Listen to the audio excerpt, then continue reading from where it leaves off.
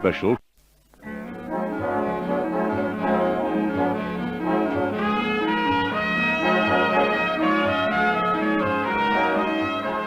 In producing this 3-hour radio special to celebrate 60 years of broadcasting on the station, it was a pleasant necessity to speak to as many people as possible who were associated with 3DB over the years. If I had to choose 2 of the memories that I take away with me, they'd undoubtedly be, 1, that DB built its reputation as a family station, and secondly, everyone, without exception, paid special tribute to this man. Good evening, everyone. It gives me great pleasure to have this little chat with you on the eve of this, our greatest race.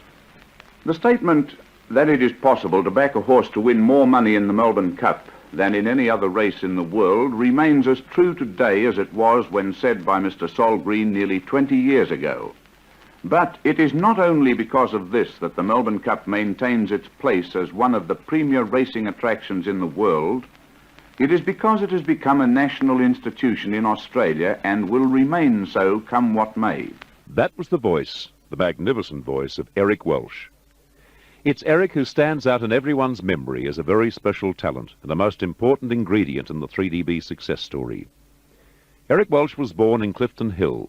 He went to school at the Gold Street State School, and with no disrespect to Bill Collins, Bert Bryant and Brian Martin, it seems strange that a race caller moved on to Melbourne High and then Melbourne University. Eric did. He was a reporter on the Melbourne Argus in 1926 when 3LO engaged him to cover racing and wrestling broadcasts. He left the ABC dramatically in 1933 amid a flurry of controversy, and the next year, 1934, saw him here. He began his outstanding 20-year career with 3DB. It wasn't only his ability as a race caller that carves his name indelibly into our history, but his versatility and the admiration for him from his peers. Well, he was worthwhile as a race caller because it made 3DB a racing station. And, well, in those days, it was all hands to the pump. Everybody sort of went into all the programs and helped on all the jobs. They just didn't take the one job. Everybody worked together. One of the cleverest programs that DB ever ran was Information Please. And he conducted that, and he answered the questions promptly. A number of people, of course, said that he had access to the questions beforehand, but he didn't. He would memorize pages of the encyclopedia to keep his mind trained. Maury Callard remembers Eric. Well, he was an amazing person. There's no doubt about it. His memory was phenomenal. I remember one time I was sitting in my office and Eric came in and he was talking about something or other, and I said, look, there's one thing I admire about you, Eric. You remember things. And he said, oh, yes. He said, I'm one of those fortunate people, if you like. I've almost got a photographic memory. And I said, oh, don't be silly. He said, righto, I'll prove it to you. And I had a book in front of me, an ordinary book. So he said, open it. So I opened it and he said, see that page there? He said, I'll read it to himself, which he did. And he said, now you read it. And he said, and I read it and I put it down. And he said, you start reading it aloud to me. And I did. And he said, stop. And he went on and he read the next 5 lines. He said the next 5 lines.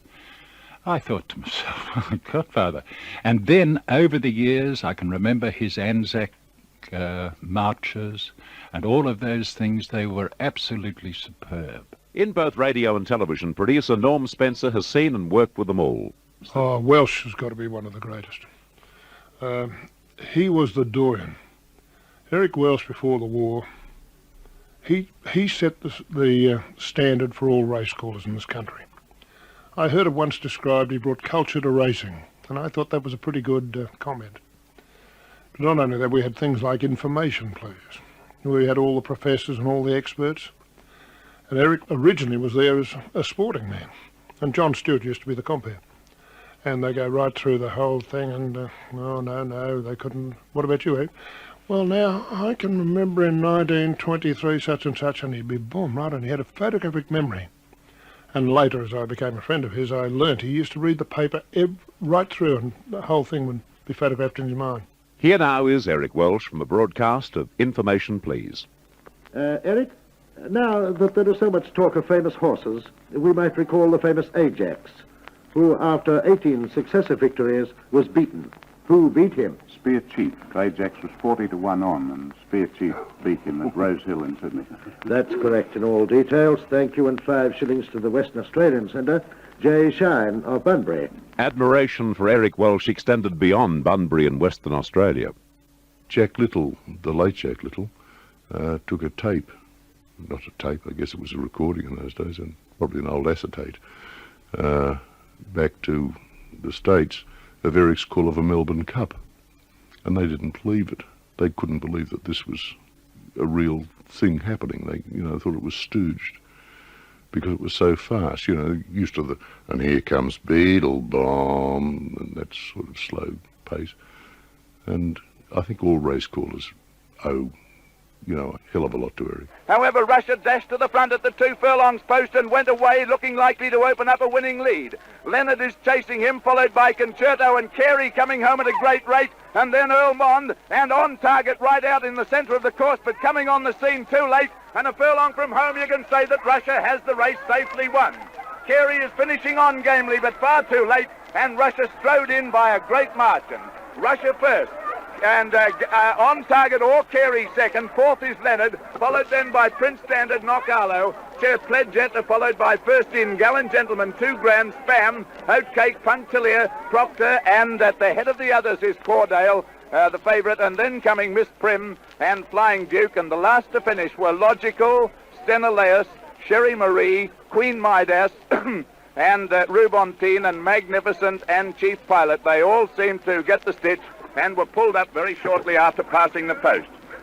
Number 1, Russia, D. Munro, was the winner of the Melbourne Cup. One of those race callers referred to by Jeff Cork as owing Eric Welsh a lot is our own Bill Collins, who readily admits it. Well, filling his shoes was very, very difficult and very awesome to me, because he was a legend to me before I met him, and I found him to be a great person. For a start off, Eric Welsh had the best voice that I've ever heard anywhere. And I'm not talking about broadcasting races. I'm talking about doing programs like Reflections in a Wine Glass and Information Please and these sort of things. It was the most magnificent voice. He was a very, very clever man. Apart from broadcasting his races, he was able to do all these programs. And his knowledge, his general knowledge for a show like Information Please was, quite outstanding. It was really remarkable. He was an easy man to get along with, loved his beer and his cigarette, was one of the boys, loved to tell stories, of experiences that had gone past, and really made you feel at home. Sad to say, Eric's great talent wasn't recognised in financial terms. Dan Webb. Later on, I found out that Eric Welsh had been asking for 9 years for an increase and had failed to get it. And when Eric went down to Mornington and bought his pub, the story was that the chairman of the Herald said, "Look, Eric, stay with us. You can write your own ticket. It's just that your applications for money have been forgotten or overlooked." He was the greatest broadcaster Australia's ever known. The greatest broadcaster ever known, as described then by Dan Webb, died on the 25th of July 1983 at the age of 82.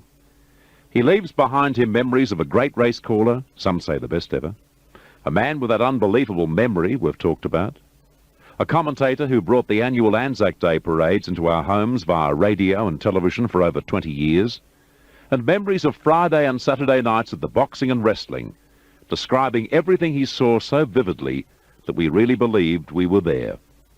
Dan Webb knew Eric in both his great years and his last years. Eric Welsh was like a father to me because, you see, I'd come out here from England and I had no father. Eric Welsh was a fantastic man. He had worldly wisdom. He'd had an unhappy marriage. So as a youngster who was involved in certain flirtations in those days, he could give me advice. He was so knowledgeable about everything. It wasn't just sport. He knew about music, he knew about politics, he knew about geography. He had a fantastic brain. And, you know, I saw Eric right up till months before he died. He used to visit him down at Mount Martha, where he was in the nursing home there. I was broken-hearted, Boo, when I saw him. He was reduced to a guy who slobbered and knew that he slobbered, and it was just so sad because he had such pride, such a fantastic man. I took him once across to the Hastings pub, and he had friends over there, old jockeys and racecourse people, you know.